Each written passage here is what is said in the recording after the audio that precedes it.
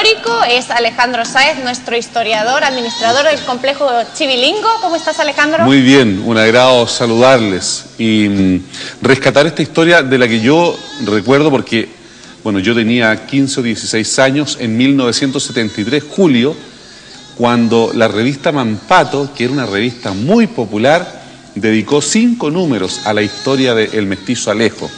Es un personaje absolutamente real, como cuenta la historia, ¿verdad?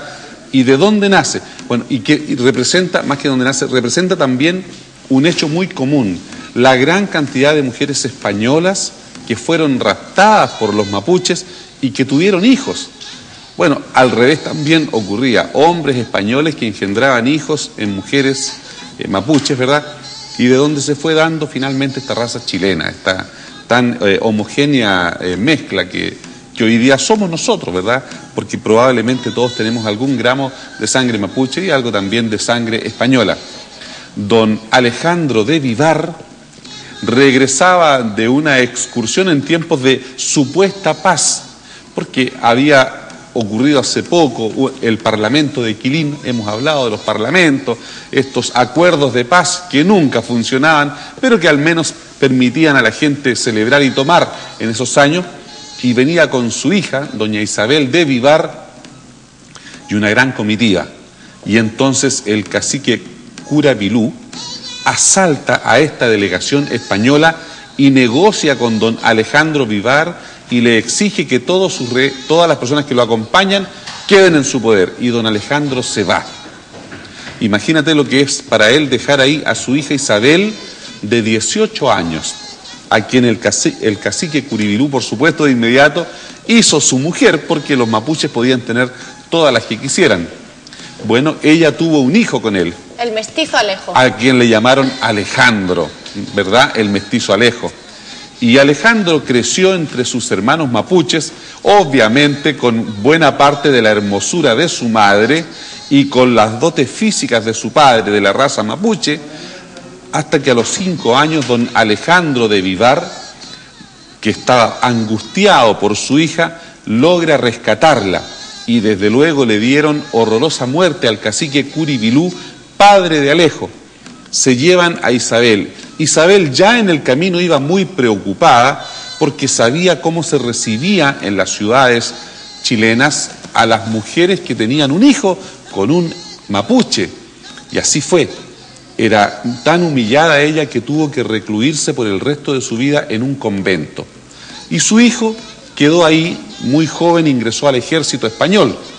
Y claro, tenía talento de ambos lados, mezcló Alejo lo mejor de los mapuches y de los españoles y resultó ser un soldado distinguido.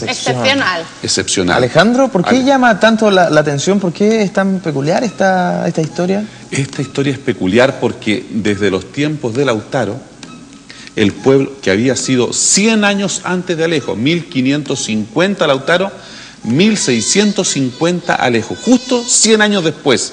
En esos 100 años hubo muchas escaramuzas, pero no hubo un movimiento global del pueblo mapuche hasta que Alejo, soldado español, le pide un ascenso a sus superiores, que él merecía desde luego por sus méritos personales, y no se lo dan por su condición de mestizo.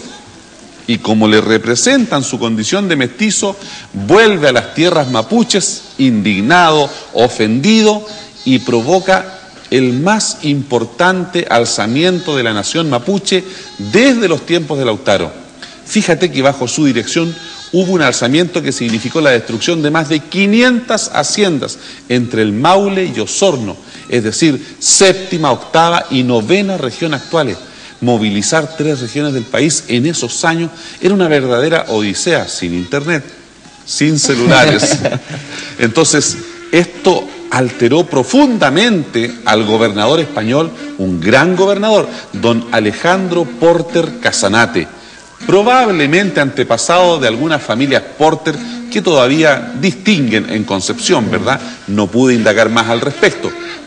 Y llegó a tal extremo esto que hubo de fundarse incluso una fortaleza, que hoy es una gran ciudad, Lota. Se tuvo que fundar Santa María de Guadalupe, una fortaleza destinada a proteger a las delegaciones españolas que viajaban entre Concepción y San Felipe de Arauco. Solo que Alejo era un hombre muy mujeriego y en una de estas cacerías él rapta a 2 doncellas españolas y las lleva también a hacerla su mujer. Y una de sus mujeres mapuches, porque tenía también varias esposas mapuches, ¿verdad?, celosa porque él le dispensaba más atenciones a sus mujeres españolas, en la noche le clava un puñal. Por eso es que los hombres chilenos hoy día somos tan fieles a nuestras mujeres, ¿verdad? Porque la experiencia de Alejo... No dejó descendencia, entonces. Sí tuvo hijos, desde luego que tuvo, y probablemente muchos, pero terminó su vida tristemente en el año 1660, para tranquilidad del gobernador Porter Casanate, que fue un buen gobernador. Y bueno, y de eso surgió la fundación de lo que hoy día es la ciudad de Lota, como Santa María de Guadalupe, una fortaleza que después derivó en la ciudad carbonífera. O sea, en los personajes también de toda la historia está muy ligada a lo que son precisamente las ciudades. Como así es, así nacen y así desaparecen ciudades también. Alejo fue desde luego un hombre hábil, inteligente, muy comparable a Lautaro. ¿Tanto así? Sí, absolutamente. El movimiento que él encabezó, fíjate, duró 5 años. El de Lautaro duró 4 años, desde 1553 a 1557. 4 años uno, 5 años el otro. Ambos mueren acuchillados, Lautaro por un cona, un indio también, ¿verdad? Y Alejo por 2 mujeres mapuches. O sea, no hay peor cuña que la del mismo palo. Pero podemos ver, o sea, no, obviamente no comparar, bueno, sí se puede comparar, pero por ejemplo, historia algo similar, porque Lautaro también estuvo con los españoles y aprendió las técnicas y eso le sirvió después. Perfecto, esa es una mejor comparación. Es como lo mismo más o menos que pudo pasar con el mestizo Alejo. Claro, porque los mapuches eran una civilización menos culta, más bárbara. Y los conocimientos que los españoles traían eran muy avanzados, conocimientos que en gran parte también los españoles traen de los moros, ¿verdad?, de cuando fueron invadidos en España, porque así la sociedad va también progresando. Las invasiones no solo traen cosas malas, traen también mucha cultura, mucho conocimiento, y eso era lo que Alejo le llevaba a sus hermanos mapuches, y una vez que él murió, ahí quedaron esos conocimientos que siguieron siendo utilizados por el pueblo mapuche en los 400 años de conflictos bélicos. Algunos dicen que ya son 500 porque siguen habiéndolo, de esta permanente conflictuabilidad que existe entre los chilenos y los mapuches. Bueno, en la nota precisamente de introducción se nombraba el tema de la guerra de Arauco. Claro. Hay algo también ahí. Y las imágenes que alcanzaron a mostrar ustedes de historietas son precisamente de la revista Mampato, que son hoy día ya una obra de arte, un objeto de culto, de colección, desde luego que sí. Era una revista muy popular, la revista Mampato. En la década de los 70 era comparable a Disneylandia, a las revistas del Pato Donald de Disney, y ahí está, y chilenas, Mampato. De hecho, la película que salió hace poco está inspirada en este personaje, ¿verdad? Y traía muchas historias que eran para nosotros, los jóvenes o niños de esa época, muy apetecibles. Cuando la televisión recién llegaba aquí a Concepción, porque recordemos que la televisión llegó a esta zona, a esta región, en los años 69-70, con el Mundial de México, los primeros partidos de fútbol, México 70, porque después hubo otro Mundial en México.